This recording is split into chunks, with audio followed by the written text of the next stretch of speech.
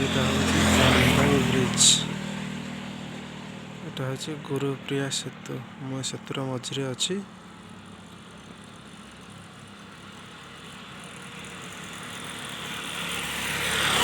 ଚିତ୍ରକୋଣ୍ଡା ବ୍ଲକର ଟୋଟାଲ ଉପରେ 18ଟା ଜିପିରୁ 18ଟା ଗ୍ରାମ ପଞ୍ଚାୟତରୁ 9ଟା ଗ୍ରାମ ପଞ୍ଚାୟତକୁ କନେକ୍ଟ କରିବାର ଏଇ ଗୋଟିଏ ମାତ୍ର ମାଧ୍ୟମ ହେଉଛି ଏଇ ଗୁରୁପ୍ରିୟା ସେତୁ।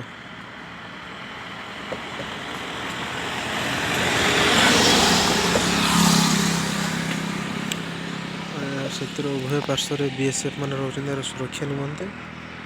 କାରଣ ଏଇ ଗୋଟିଏ ସେତୁକୁ ମାଓବାଦୀମାନେ କରେଇ ନଥିଲେ। ବହୁତ ବାଧାବିଘ୍ନ ସମ୍ମୁଖୀନ ହେଲା ପରେ 2018 ମସିହାରେ ସେତୁଟି କନେକ୍ଟ କରିଛି, ଯାହାଫଳରେ କି ଟୋଟାଲ କଟ୍ ଅଫ୍ ଏରିଆ ଥିଲା ଯେଉଁ 9ଟା ଜିପି 9ଟା ଗ୍ରାମ ପଞ୍ଚାୟତ, ସେ 9ଟା ଗ୍ରାମ ପଞ୍ଚାୟତକୁ ଏବେ କମ୍ୟୁନିକେସନ୍ ହେଇପାରିଛି।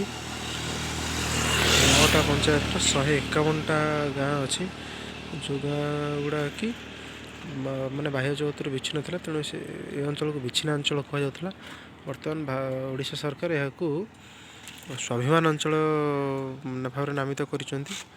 ଦେଖିଥାନ୍ତୁ, ଆଉ ସବୁକୁ ବାହାରିବା ପାଇଁ ହେଲେ ଗୋଟିଏ ମାତ୍ର ବାଟ ଏଇ ଗୋଟିଏ, ଯେକୌଣସି ଭିତରେ ଯେତେ ଯିବା ଲାଗି ଅଛି ମଧ୍ୟ ଓଡ଼ିଶାକୁ କନେକ୍ଟ କରିବା ପାଇଁ ହେଲେ ଏଇ ଗୋଟିଏ ମାତ୍ର ହିଁ ବ୍ରିଜ୍ ହେଉଛି, ଗୋଟିଏ ମାତ୍ର ସାହସ।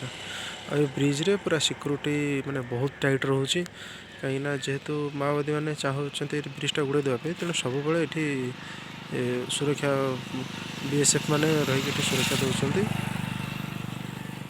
ଦେଖିଦିଅନ୍ତୁ ଏଇଟା ବ୍ରିଜ୍ର ଟୋଟାଲ ସବୁ ଏରିଆରେ ତଳେ ଉପରେ ସବୁ ଆଙ୍ଗେଲରେ ପୁରା ମାନେ ପ୍ରବଳ କ୍ୟାମେରା ଲାଗିଛି। ଦେଖିଦିଅନ୍ତୁ, ଏଇଟା ହେଉଛି ଚିତ୍ରକୋଣ୍ଡା ବ୍ଲକର ଜାନବାଇ ବ୍ରିଜ୍।